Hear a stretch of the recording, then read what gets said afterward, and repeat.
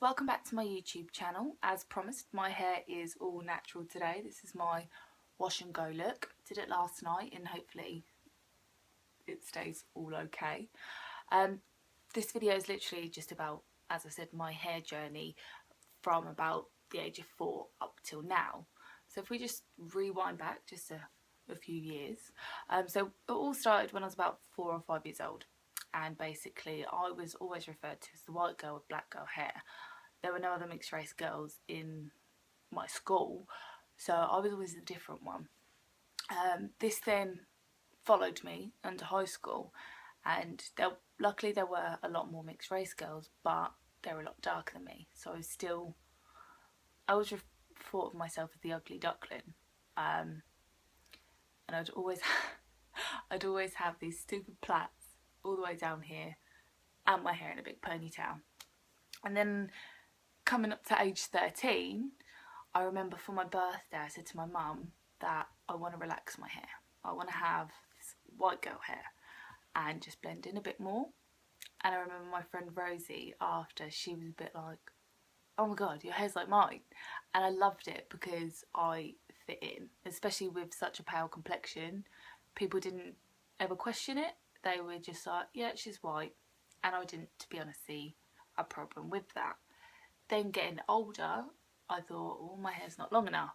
So again, it was a case of, right, I'm going to buy some extensions. Now, most girls love to wear a weave or, you know, have their hair all pretty. And me, just being a normal girl, I wanted to have exactly the same look. So I remember going to my favourite hair shop called Julie's. And I was like, yep, I want to get some hair extensions.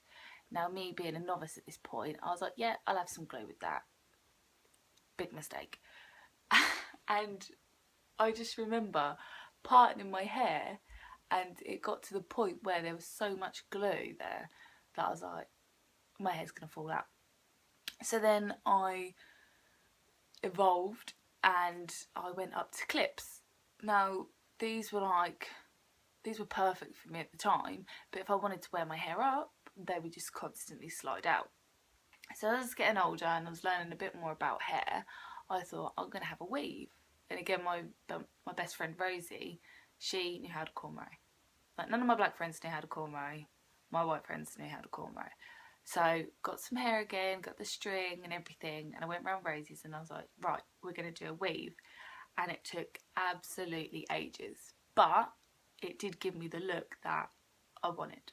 I had straight long hair, and for a while I was like, yes, until I got to summer and I thought, no, I can't do this anymore. And at this point as well, I was still relaxing my hair, so it was all going a bit tits up really. My hair was in such bad condition, but again, I didn't really want to stand out from anyone else, so I thought, right, just stick to the straight look and you'll be happy with it. Now, out of the worst extensions I've ever had in my life, I would say the single bond ones, because it got to a point where, I mean, you can still see it now, where it ripped out my hair and it was just not pretty. I mean, it's just not made for my hair type. No matter what anyone says, I've never been able to find one or a type that's really good for my hair. So I was doing a little looking online and I thought, I need to be happy with my hair. I mean, people need to understand, you know, I don't have straight hair. I'm not just a white girl. I am mixed race and I need to embrace that. And then again, a few years later, well, not that long ago, I stumbled upon my cousin's girlfriend, and she's got an Instagram page, and it's called Lovers in the Hair, and it was like a godsend. I mean, because it wasn't just focusing on wavy hair or kinky hair, it was everything. So I was able to then investigate, right, okay, so what's my hair like? You know, what kind of products look good in it?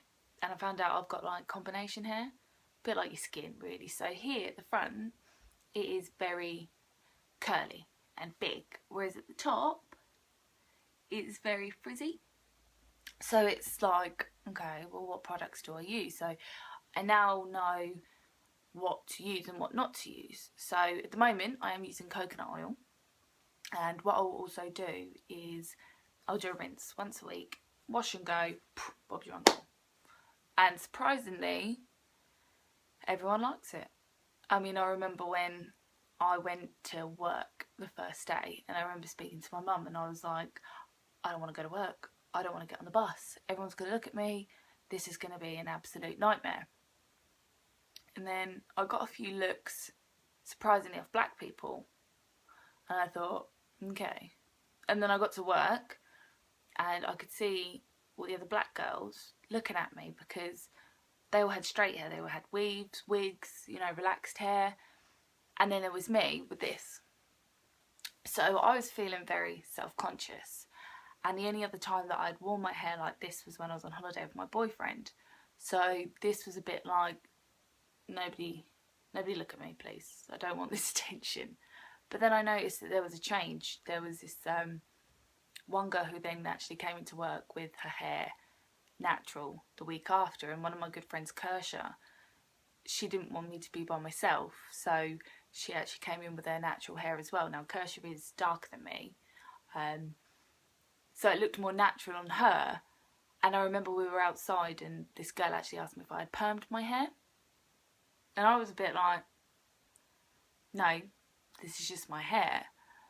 But again, I completely forgot that nobody had ever seen me with this hair before. They'd always seen my hair up in like a donut bun or straight. So this was going to be a shock for people, but it was also a shock for me.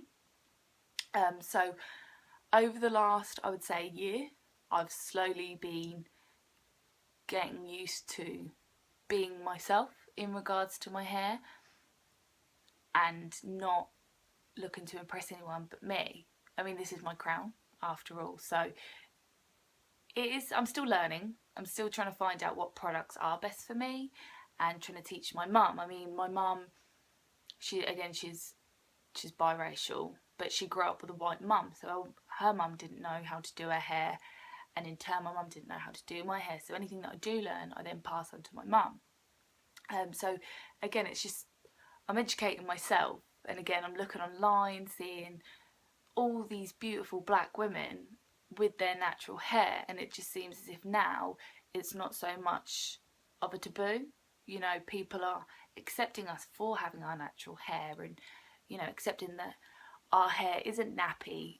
And I love that because now I can actually express myself without having to fit in, per se. And, you know, I think it's exciting. You know, I've still got a long way to go. I mean, I haven't relaxed my hair in about 2 years. If you saw my roots when I dried them, you would be able to tell. You know, and I'm trying to take a bit more care. I mean, I sleep with a silk scarf on my pillow. And I've noticed as well, it doesn't matter if you've got straight hair, kinky hair, you know, complete afro hair. If you sleep with a silk scarf on your bed, you know, it does stop breakage. I've noticed that mine is slowly starting to grow back. Still got a long way to go, but I'm getting there, as I said.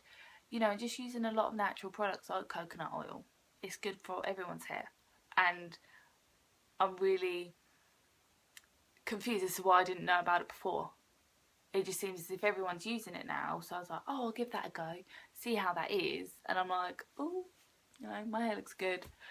So yeah, I mean, like I said, I've got a long way to go, but fingers crossed, you know, I do get there, and I want you guys to follow me on my journey as well.